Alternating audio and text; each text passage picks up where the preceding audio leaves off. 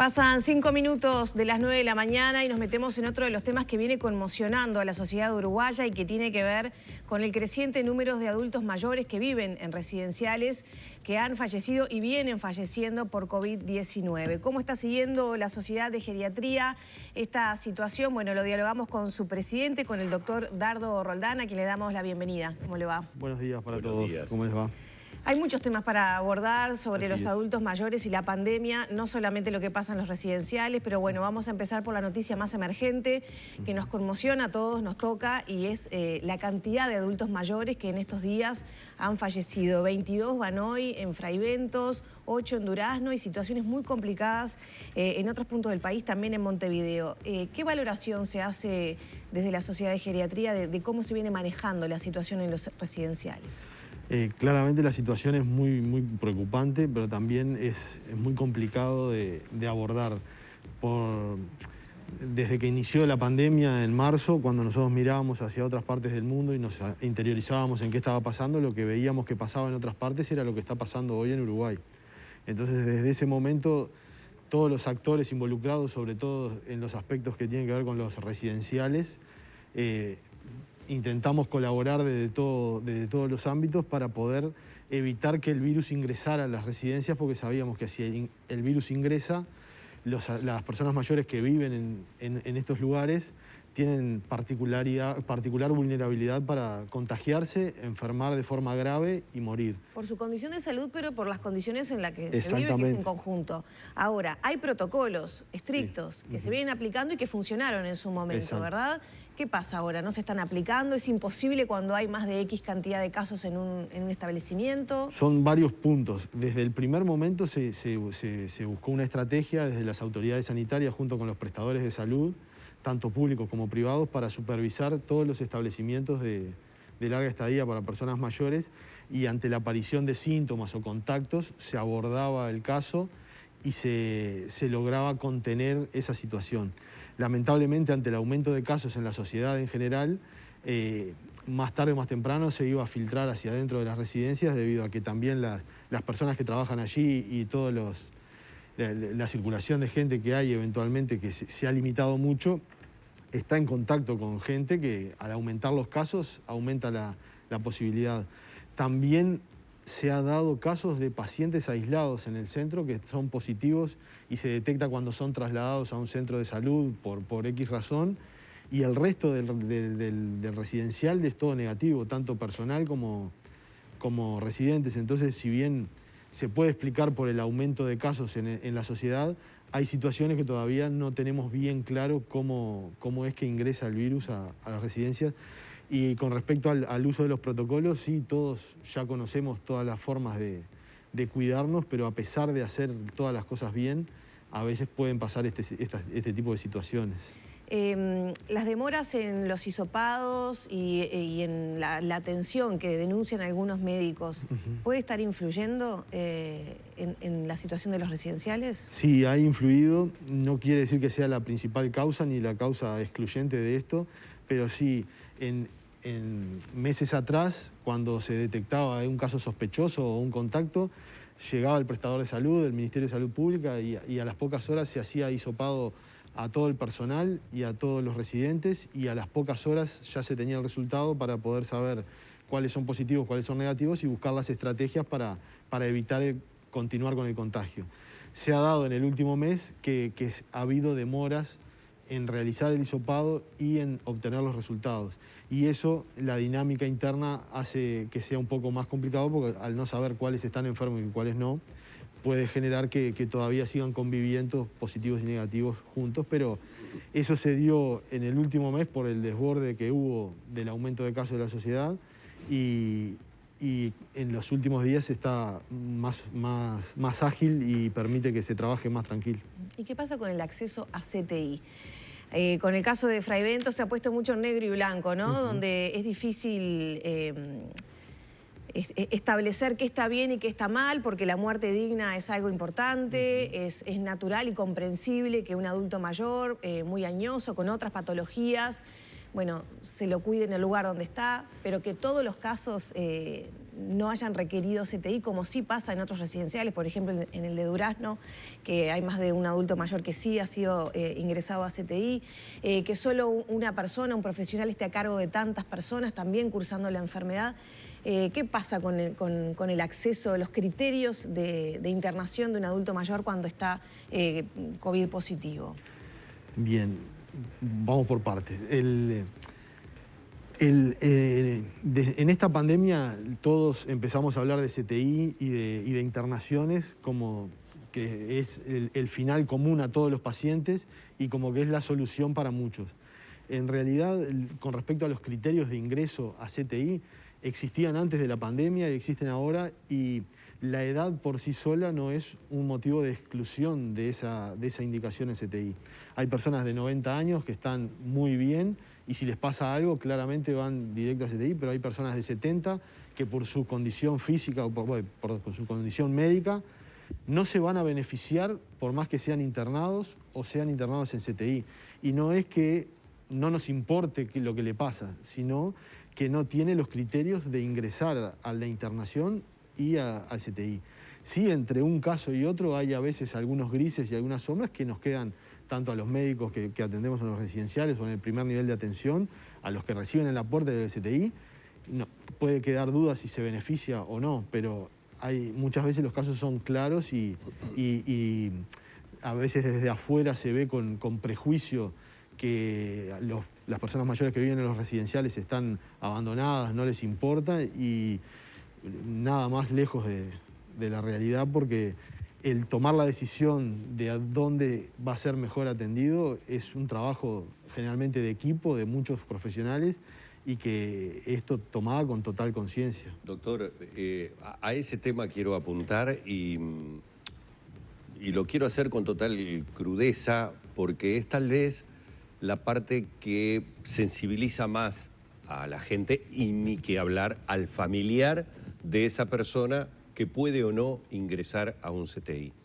Ayer teníamos un contacto con el presidente de SUMI, la Sociedad Uruguaya de Médicos Intensivistas, y dijo una frase en determinado momento que a mí me quedó grabado, nunca lo había pensado desde ese lugar. La gente cree que el paciente entra en el CTI para morirse. No, el paciente entra en el CTI para sobrevivir. Y muchas veces la situación del paciente ya para el médico es absolutamente clara de que las posibilidades de supervivencia no es que son limitadas, no existen. En esos momentos, hay una decisión que toma el profesional junto a un equipo, y estamos viviendo una situación especial. Es decir, acá se unen dos cosas. Lo que normalmente es rutina de trabajo, el tomar la decisión de qué es mejor para un paciente, si quedarse, tener la posibilidad de estar rodeado de sus familiares, no en el caso de coronavirus, estoy hablando en el caso de la decisión de CTI. Después vamos a coronavirus, que tiene además como elemento adicional el hecho de que al paciente lo aíslo completamente. Allí hay una toma de decisión que en tiempos normales se hace como parte rutinaria del trabajo. Al estar en pandemia, las camas de CTI pasan a ser importantes. Entonces ahí es donde empieza la suspicacia de si no estoy tomando la decisión acortándole la vida a alguien que podría tener tal vez, no sé, 2 días más, 3 días más, tal vez ni siquiera eso de vida. Por eso digo que la pregunta es dura para familiares o para alguien que pueda, como yo, suponer que el día de mañana me encuentre con alguien en esa situación.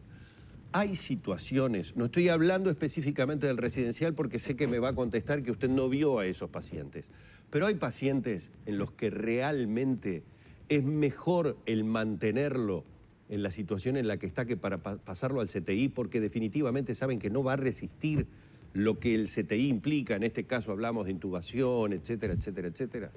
Claro que sí, es así. Lamentablemente, por eso, hablándolo en términos fríos y quizás para mucha gente, esto es un tema más que en Uruguay se ha vuelto de opinión pública y opinamos todos como opinamos de otros temas sin saber a veces. Y lamentablemente los problemas de salud hay algunos que no podemos resolver y hay enfermedades que requieren otro tipo de cuidados que no es ingresar a un CTI. Existe la especialidad de los cuidados paliativos, que es el cuidado del final de la vida, cuando ya los médicos sabemos que la enfermedad que tiene la persona no la vamos a poder curar y no vamos a poder revertir el cuadro que tiene. ¿Es más humanitario entonces no ingresarlo al CTI y ahora sí voy al paciente de coronavirus que queda completamente aislado, etcétera? Lo que pasa es que en muchos casos el hacer las cosas bien es no ingresarlo. El no hacer es lo que hay que hacer.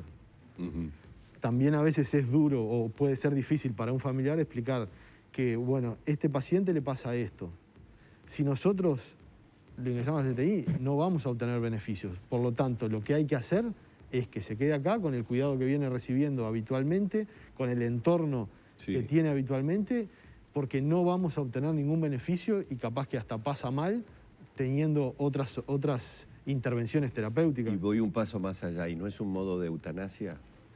No.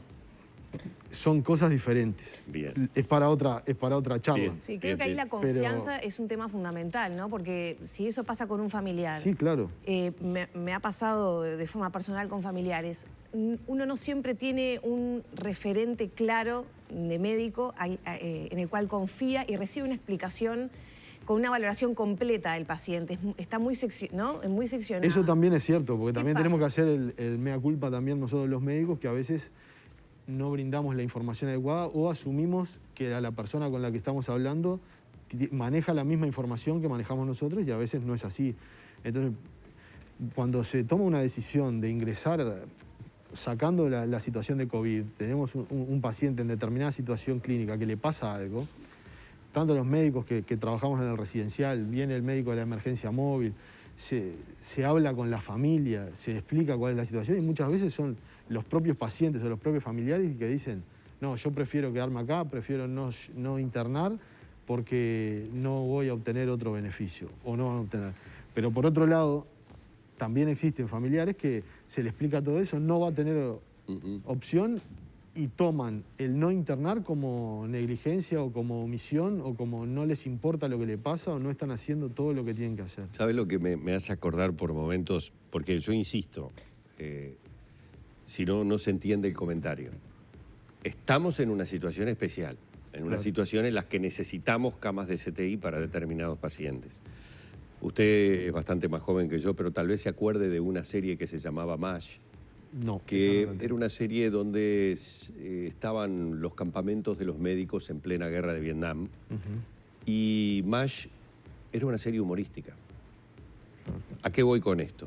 Uno veía el entorno médico en el que trataban de alguna manera de sobrellevar la tensión que tenían en ese momento, la sobrecarga de trabajo, las decisiones terribles que tenían que tomar con un grado de humor que nosotros como televidentes hicimos de MASH, no aquí en el Uruguay, hablo en el mundo, de una serie muy exitosa.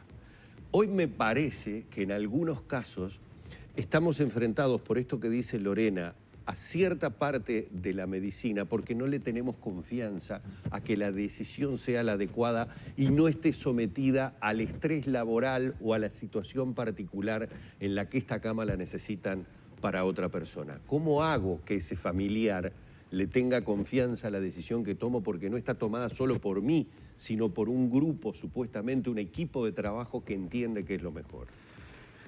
Bien.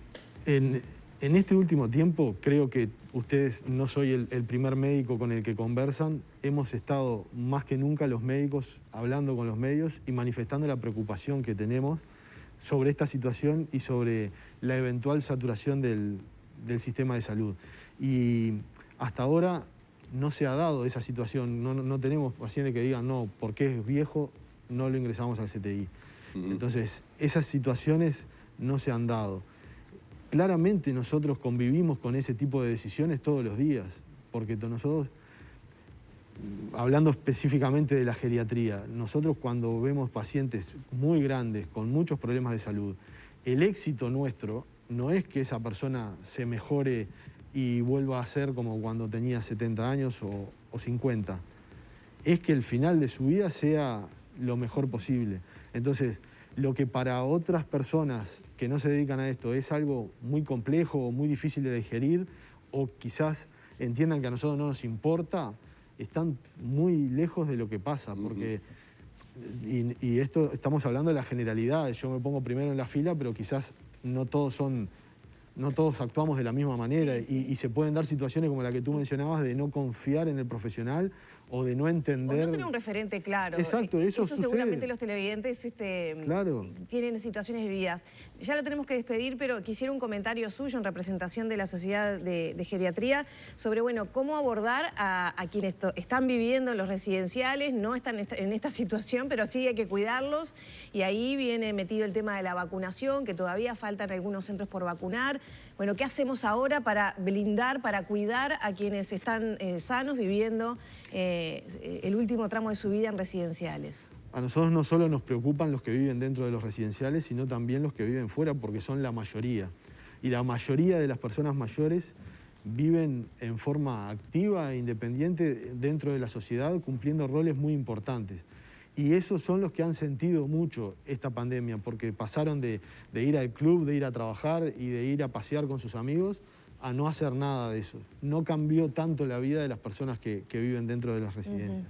Entonces, estamos en el periodo de vacunación, ahora van a empezar a vacunar a los de 71 y 79, que son los que están afuera y que son los que seguramente tenían una vida mucho más activa, que se vacunen, que durante el periodo de vacunación sigan usando las medidas de prevención, del distanciamiento, de evitar concurrir a lugares donde puedan eventualmente contagiarse, el uso de tapabocas, el lavado de manos, y sobre todo eso, evitar el contacto. Y dentro de las residencias, no solo a los residentes, a los familiares, sino también a los funcionarios y al personal de salud, que usen los equipos de protección, que sigan usando las medidas de prevención, porque estamos en un proceso de vacunación, que es donde tenemos que tratar de evitar nuevos contagios para evitar retrasar esa evolución. ¿Están prohibidas las visitas en los residenciales?